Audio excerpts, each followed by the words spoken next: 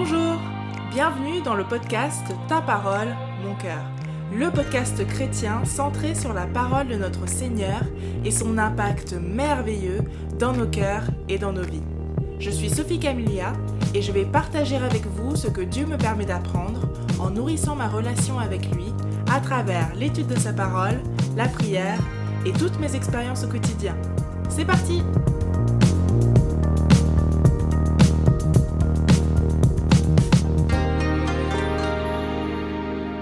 Bonjour à tous, bienvenue dans ce nouvel épisode de Ta parole, mon cœur, que je vais intituler « Pourquoi la loi et pourquoi la foi ?» En fait, l'une de mes questions c'était « Pourquoi la loi existe-t-elle vu que Jésus est mort pour mes péchés ?» Pourquoi la Bible parle autant de la loi si, au final, nous avons tous été rachetés par le sacrifice de Jésus ? J'ai une réponse dans le chapitre 3 de Galates. Je vais donc partager avec vous ce que le Saint-Esprit m'a permis de découvrir dans ce chapitre. Avant de commencer, prions ensemble. Merci Seigneur pour cette nouvelle journée en ta présence, en la compagnie de ta parole. Partage avec moi, avec nous, la connaissance pour pouvoir apprendre ce que tu nous as mis à disposition à travers les Écritures. Tu me fais découvrir, grâce au Saint-Esprit, tes vérités. Je veux en savoir plus sur toi et tu réponds à ma demande. Au nom de ton Fils Jésus, Amen. Prenons donc Galates au chapitre 3. Ô Galates dépourvus de sens, qui vous a fasciné, vous, aux yeux de qui Jésus-Christ a été peint comme crucifié ? Voici seulement ce que je veux apprendre de vous. Est-ce par les œuvres de la loi que vous avez reçu l'Esprit, ou par la prédication de la foi ? Êtes-vous tellement dépourvus de sens ? Après avoir commencé par l'Esprit, voulez-vous maintenant finir par la chair ? Avez-vous tant souffert en vain, si toutefois c'est en vain ? Celui qui vous accorde l'Esprit et qui opère des miracles parmi vous, le fait-il donc par les œuvres de la loi ou par la prédication de la foi ? On sent tout l'agacement, le reproche que porte Paul envers cette église en Galicie, dans ses premiers versets. Paul parle avec autorité et fermeté, comme pour secouer cette église, la réveiller et la pousser à faire une introspection et à se poser les bonnes questions. Il met déjà en parallèle la loi et la foi, comme deux choix qui s'offrent aux Galates, parmi lesquels ils vont devoir faire une introspection et choisir. A priori, Paul a déjà été confronté à cette situation. Peut-être que cela peut expliquer son agacement. Il a peut-être l'impression de revivre le même scénario encore et encore. Il explique que les Galates n'ont pas été les seuls à se laisser influencer par des faux frères qui veulent remettre en pratique des rites juifs, comme la circoncision par exemple. Ces faux frères feraient aussi une différence entre les juifs et les non-juifs, et encouragerait des chrétiens à se soumettre à nouveau à la loi hébraïque pour être sauvés.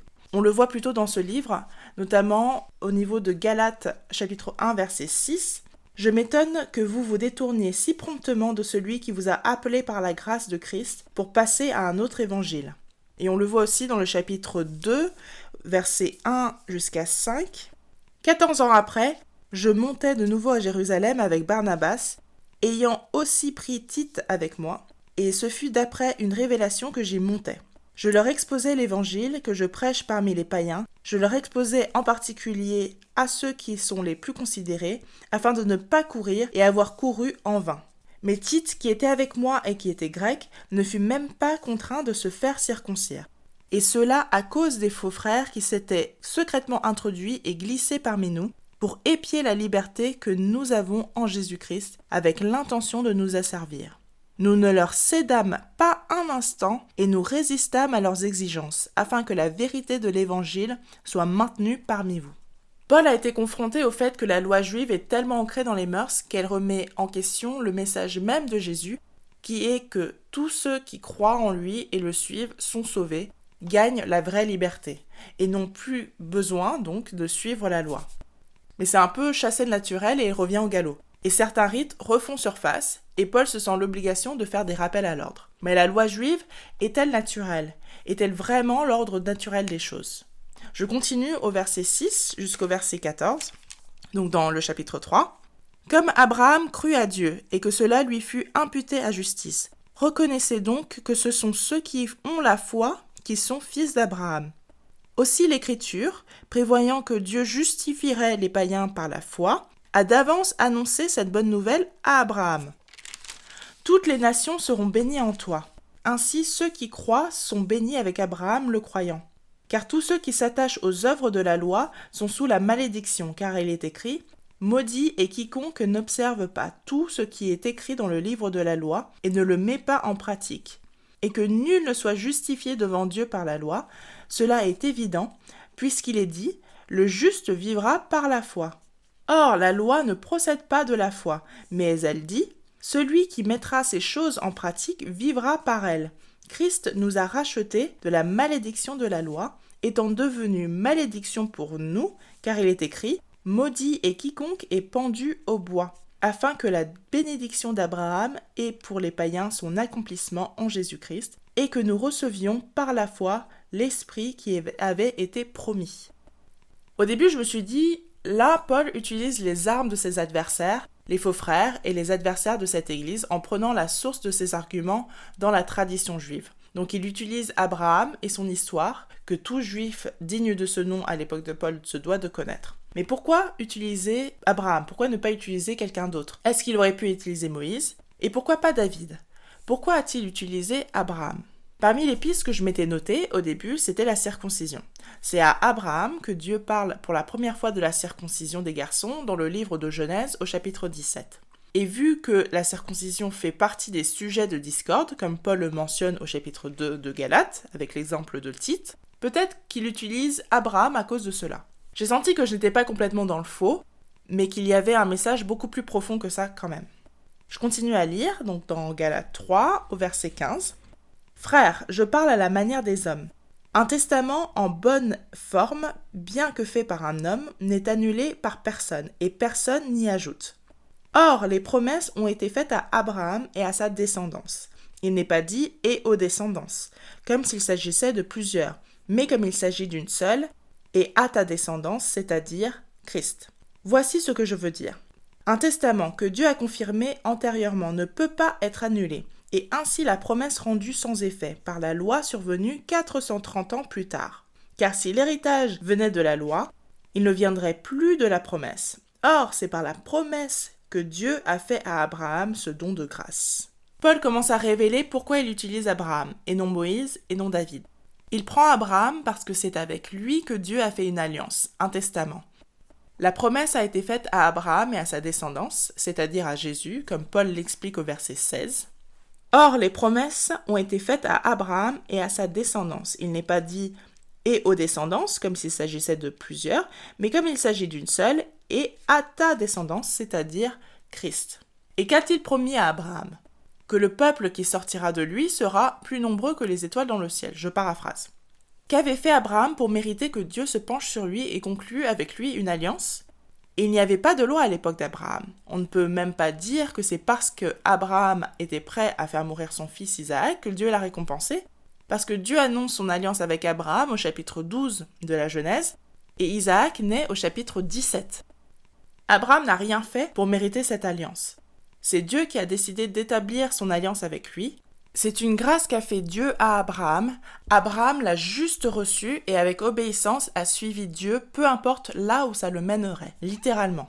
Je dis littéralement parce que j'ai ensuite relu l'histoire de la séparation entre Abraham et Lot. Donc, petite parenthèse. En sortant d'Égypte, il est arrivé le moment où ils ont dû se séparer. Abraham dit à Lot, si tu vas à gauche, j'irai à droite, si tu vas à droite, j'irai à gauche. Quelque part, Abraham met son destin entre les mains de Lot.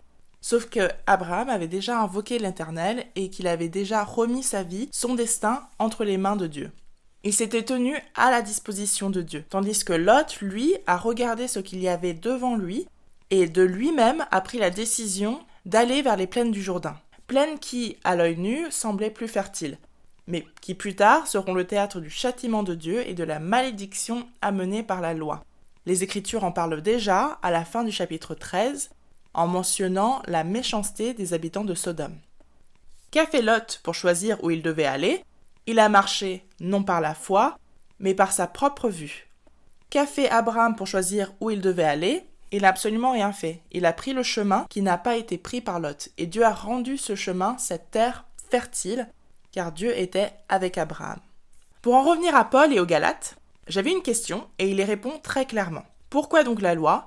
Pourquoi la loi existe-t-elle si ce qui sauve, c'est ma foi en Jésus? Paul répond à partir du verset 19. Merci Seigneur. Et merci Paul. Pourquoi donc la loi ? Oui, pourquoi donc la loi ? Elle a été donnée ensuite à cause des transgressions, jusqu'à ce que vienne la descendance à qui la promesse avait été faite. Elle a été promulguée par des anges au moyen d'un médiateur. Or, le médiateur n'est pas médiateur d'un seul, tandis que Dieu est un seul. Ce que je comprends ici, c'est que la loi a eu pour but de mettre en évidence notre nature pécheresse, notre incapacité à suivre la loi à la lettre et dans sa globalité. Paul l'a rappelé plutôt au verset 10. « Maudit est quiconque n'observe pas tout ce qui est écrit dans le livre de la loi et ne le met pas en pratique. » Je pense que le mot important dans ce verset, c'est « tout ». Ce que je comprends aussi, c'est que la loi a été instaurée en attendant la venue de la descendance d'Abraham, c'est-à-dire Jésus, comme Paul le rappelle au verset 16. « À ta descendance, c'est-à-dire Christ. » Et une chose qui pour moi a été une révélation ici, c'est que Paul insiste sur le fait que la loi a été donnée après la foi. Deux choses me le disent. Paul le dit au verset 17. « Voici ce que je veux dire. Un testament que Dieu a confirmé antérieurement ne peut pas être annulé, et ainsi la promesse rendue sans effet par la loi survenue 430 ans plus tard. » Et puis au verset 19, « Pourquoi donc la loi ? Elle a été donnée ensuite à cause des transgressions. » Il utilise le mot « ensuite ». Une promesse a été faite à Abraham, et ensuite il y a eu la loi. Et cette loi devait être promulguée jusqu'à ce que Jésus vienne pour réaliser la promesse faite à Abraham, par la grâce de Dieu et non pas parce qu'Abraham avait suivi la loi, qui n'existait pas à son époque. Dans d'autres traductions, ce passage est peut-être encore plus clair. Par exemple, dans la Bible de ma grand-mère qui date des années 50, c'est écrit « Qu'est-ce donc la loi ? C'est un complément ajouté en vue des transgressions en attendant l'arrivée de la descendance à laquelle est adressée la promesse. » La fin du verset 19 et le verset 20 étaient un peu difficiles pour moi à comprendre. Si je les reprends, elle a été promulguée, donc la loi, a été promulguée par des anges au moyen d'un médiateur. Or, le médiateur n'est pas médiateur d'un seul, tandis que Dieu est un seul. Et ce qui m'a aidé, c'est de prendre la version du Semeur qui propose la traduction suivante. Or, s'il y a eu un médiateur, c'est qu'il y avait plus d'une partie en cause. Mais pour la promesse, Dieu seul est en cause. Ce que je comprends du coup, c'est que pour mettre en vigueur la loi, il faut tout un système en place. Dieu a donné des instructions à Moïse, puis Moïse a donné des instructions au peuple, et ensuite il a désigné des sacrificateurs. Il y a toute une machine qui est à mettre en place pour que la loi soit comprise de tout le monde et bien appliquée. On le voit aussi de nos jours, pour qu'une loi soit en vigueur, elle doit être votée par l'Assemblée, elle part au Sénat, et ensuite elle retourne à l'Assemblée, etc., elle fait des allers-retours. Puis une fois que le Parlement est d'accord, elle entre en vigueur. Mais avant qu'elle puisse entrer en vigueur, il faut qu'elle soit publiée au journal officiel. Il faut ensuite que les ministères se saisissent de cette nouvelle loi et la fassent appliquer. Donc entre le moment où quelqu'un a l'idée de faire une loi et le moment où elle est appliquée, il peut se passer des mois, voire des années. Quelque part, la loi, même la loi de Dieu, impose de mettre en place une usine à gaz parce qu'il faut des systèmes pour l'appliquer au niveau du peuple. Et du coup, la pression est répartie entre plusieurs parties. Dieu qui dicte la loi, le médiateur, Moïse, puis Josué et les suivants, pour recevoir cet ordre, la donner au peuple, les sacrificateurs pour la faire appliquer, et le peuple pour appliquer la loi. Tandis que la foi, elle repose uniquement sur Dieu. Dans le domaine de la foi, la pression, entre guillemets, est sur Dieu. La source est Dieu. La pression n'est pas sur moi ou sur nous, dans le sens où c'est Dieu qui a été la source de la promesse faite à Abraham. C'est Dieu qui a livré son fils en sacrifice pour nos péchés. Il n'y a rien qu'Abraham ait fait pour mériter cette alliance, si ce n'est croire en Dieu. Il n'y a rien que je puisse faire pour faire partie de cette alliance, si ce n'est avoir la foi en Jésus-Christ. Paul poursuit au verset 21. « La loi est-elle donc contre les promesses de Dieu ? Loin de là. S'il avait été donné une loi qui puisse procurer la vie, la justice viendrait réellement de la loi. Mais l'Écriture a tout renfermé sous le péché, afin que ce qui avait été promis soit donné par la foi en Jésus-Christ à ceux qui croient. Avant que la foi vienne, nous étions enfermés sous la garde de la loi, en vue de la foi qui devait être révélée. Ainsi la loi a été comme un précepteur pour nous conduire à Christ, afin que nous soyons justifiés par la foi. La foi étant venue, nous ne sommes plus sous ce précepteur, car vous êtes tous fils de Dieu par la foi en Jésus-Christ. Vous tous qui avez été baptisés en Christ, vous avez revêtu Christ.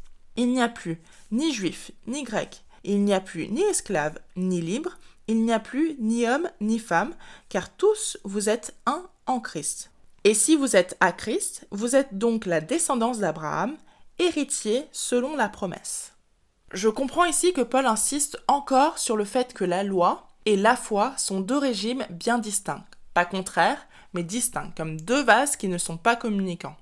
Le régime de la loi dit que tous ceux qui sont sous la loi sont sous la malédiction qui est attachée à la loi. Donc au verset 10, « Maudit est quiconque ne serve pas tout ce qui est écrit dans le livre de la loi et ne le met pas en pratique. » Et au verset 22, « Mais l'écriture a tout renfermé sous le péché. » Toute la création a été comme piégée par la loi pour que ce ne soit pas par nos œuvres ou par nous-mêmes que nous puissions obtenir la promesse faite à Abraham, mais que ce soit par la foi en Jésus-Christ qui est la réalisation physique de cette promesse.